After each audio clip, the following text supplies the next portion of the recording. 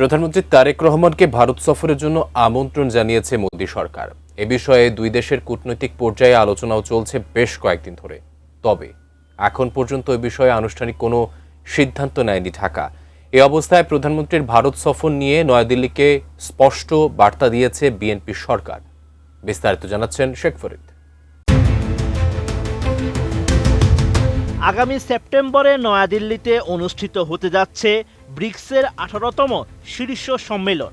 ওই সম্মেলনের আউটরিচ পর্বে অংশ নিতে প্রধানমন্ত্রী তারেক রহমানকে আমন্ত্রণ জানিয়েছেন ভারতের প্রধানমন্ত্রী নরেন্দ্র মোদি। এছাড়া তাকে দ্বিপক্ষীয় সফরের জন্য আমন্ত্রণ জানিয়েছে ভারত। তবে সম্প্রতি শেখ হাসিনাকে দিল্লিতে বক্তব্য দেওয়ার সুযোগ করে দেওয়াকে কেন্দ্র করে প্রধানমন্ত্রীর ভারত সফর অনিশ্চয়তা তৈরি হয়।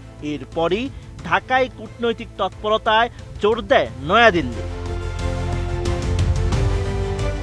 এই অবস্থায় প্রধানমন্ত্রীর ভারত সফর নিয়ে মোদি সরকারকে স্পষ্ট বার্তা দিয়েছে বাংলাদেশ। ঢাকা জানিয়েছে তারেক রহমানের ভারত সফরের অনুকূল পরিবেশ নেই বলে মনে করছে সরকার। 16 আগস্ট এক সংক্ষিপ্ত সংবাদ সম্মেলনে এমন তথ্য জানিয়েছেন পররাষ্ট্র মন্ত্রণালয়ের মুখপাত্র একেএম শহীদুল করিম। ফ্যালকন অ্যালুমিনিয়াম মাল্টিলেয়ার অ্যানোডাইজড হওয়ায় সম্পূর্ণ স্ক্র্যাচ প্রুফ। Falcon aluminium. পররাষ্ট্র মন্ত্রণালয়ের মুখপাত্র জানিয়েছেন তারেক রহমানের সম্ভাব্য ভারত সফর নিয়ে উভয় দেশ কয়েক সপ্তাহ ধরে পরস্পরের সঙ্গে যোগাযোগ রক্ষা করছে।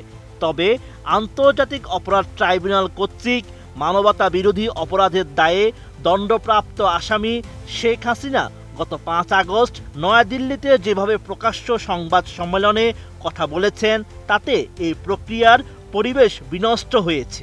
এই বিষয়ে বাংলাদেশের অবস্থান পরিষ্কার। ঢাকা মনে করে এই সফরের জন্য একটি অনুকূল পরিবেশ তৈরি করা প্রয়োজন। বাংলাদেশি এই কূটনীতিক আরও জানান, দ্বিপক্ষীয় প্রত্যর্পণ চুক্তি অনুযায়ী শেখ হাসিনা এবং অন্য পলাতক অপরাধীদের দ্রুত ফেরত পাঠাতে এবং শহীদ শরীফ ওসমান হাদি হত্যাকাণ্ডে অভিযুক্ত ঘাতকদের বাংলাদেশের কাছে হস্তান্তর করতে ভারতীয় কর্তৃপক্ষের কাছে অনুরোধ জানানো হয়েছে। বাংলাদেশ এই জবাবের অপেক্ষায় রয়েছে। We have requested the Indian authorities to expeditiously act on our request to extradite Sheikh Hasina and other fugitive criminals and to hand over Bangladesh the accused killers of Shahid Sharif Osman Hadi in compliance with our bilateral extradition treaty. We are awaiting their response.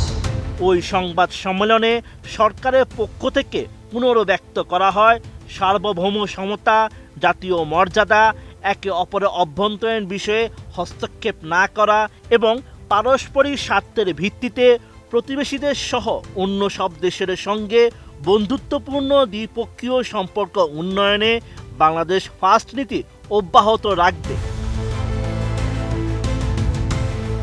Sheikh Farid, ATN news.